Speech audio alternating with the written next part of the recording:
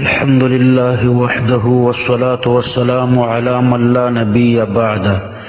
په دې سلسله کې چې وابیان د اهل حدیث په جامه کې منکرین د حدیثو نن به یو مسله دا ذکر کو چې په مانځه کې قرآن ته کتل او د قرآن نه لوستل په احادیثو کې راځي چې دا منځ فاسدی او د وابیانو په مذهب باندې په منځ کې قرآن ته کتل او د هغې نه لوستل مونږ نه فاسدی. زه به د الله پاک په توفیق اول د رسول الله صلی الله علیه وسلم احادیث درته ذکر کم چې هغه به په دې دلالت کوي چې په مانځه کې قرآن ته لوستل قرآن ته کتل او د هغې نه لوستل مونځ فاسدی، او بیا به د وابیانو عبارات درته د دې احادیثو په خلاف باندې پیش کم. اول حدیث عن رفاعة بن رافع ان رسول الله صلی الله علیه وسلم فقص هذا الحديث قال فيه فتوضأ كما أمرك الله ثم تشهد فأقم ثم كبر فإن كان معك قرآن فاقرأ به وإلا فاحمد الله عز وجل وكبره وهلله. أبو داود جل أول صفحة يوصلو بينزويش، ترمذي جل أول صفحة شپږ شپېته. د حضرت رفاعه ابن رافع رضی الله عنه روایت ده چې هغوی د اعرابي د مانځه والا په حدیث کې وفرمایل. په هغې حدیث کې رسول الله صلی الله علیه وسلم لوی حدیث دی، خو د اعرابي ته وفرمایل چې داسې اودس وکړه لکه څنګه چې درته الله پاک امر کړی دی، بیا اذان وکړه، بیا اقامت وکړه، بیا تکبیر تحریمه وکړه، بیا که د قرآن یادو نو قرآن ولوله، او که قرآن دې نه یادو نو الحمدلله ووایه، الله اکبر ووایه، او لا اله الا الله ووایه. نو ګوره دغې صحابي اعرابي صحابي ته رسول الله صلی الله علیه وسلم وفرمیل چې قرآن دې یاد وي نو قرآن ووایه، او که قرآن دې نه یاد نو د هغې په ځای الحمدلله، الله اکبر او لا اله الا الله ووایه. داسې ورته ونه ویلې چې که قرآن دې نه وي یاد نو مصحف راواخله، قرآن راواخله، کولاوې که او د هغې نه لوستل وکړه. پیغمبر علیه السلام ورته دا حکم نه کوي، بلکې داسې ورته وایي چې که قرآن دې نه و یاد نو بیا لا اله الا الله وایه، الله اکبر وایه، الحمدلله وایه. دویم حدیث هم داسې دی. عن عبد الله بن ابي اوفى قال رجاء رجل الى النبي صلى الله عليه وسلم فقال اني لا استطيع ان اخذ من القرآن شيئا فعلمني ما يجزئني منه فقال قل سبحان الله والحمد لله ولا اله الا الله والله اكبر ولا حول ولا قوة الا بالله. ابو داود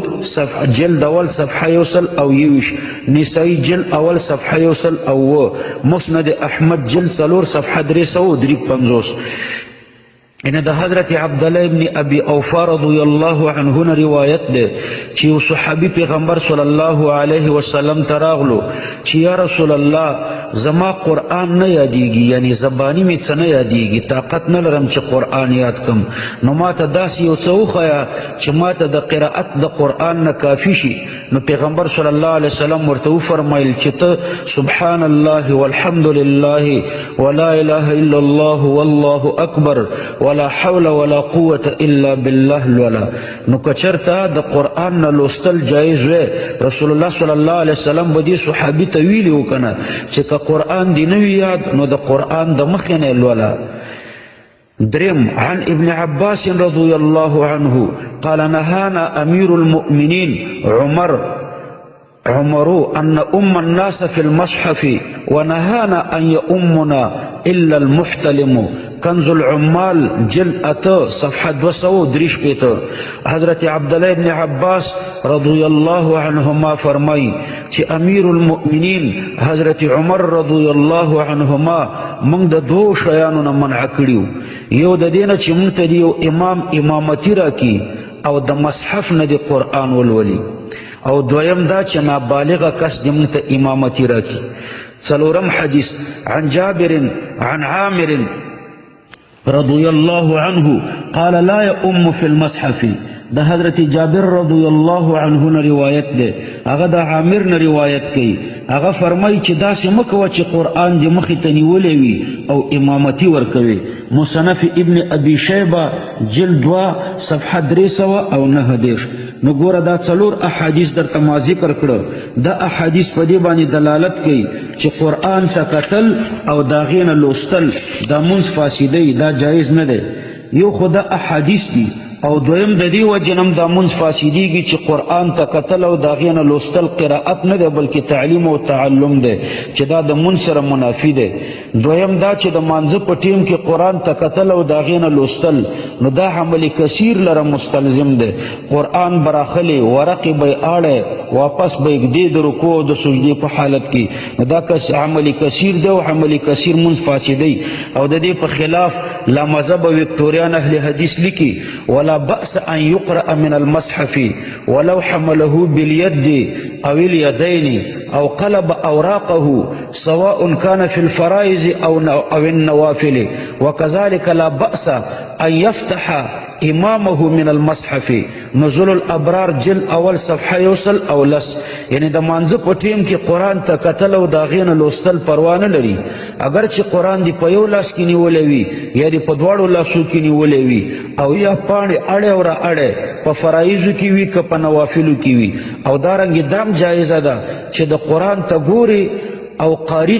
امام ته د قرآن د کتلو نه ته هغه ته فتح ورکړي لکه ته قرآن ته ګوري او امام په مانځه کې غلط شي نو ته د قرآن د کتلو نه هغه ته فتح ورکړي دارنگی مخکی لکی وقضا لا يكره ان يقرأ الامام فيها من المصحف ويقلب الاوراق باصبعه نزول الابرار جلد اول صفحه یوصل او یودر یعنی دا مکروه نه ده چې امام په مانځه کې قرآن ته ګوري او دا غینه قرائت کوي او په خپل ګوتو باندې د قرآن پاڼې اړی را اړی وګوري ورونو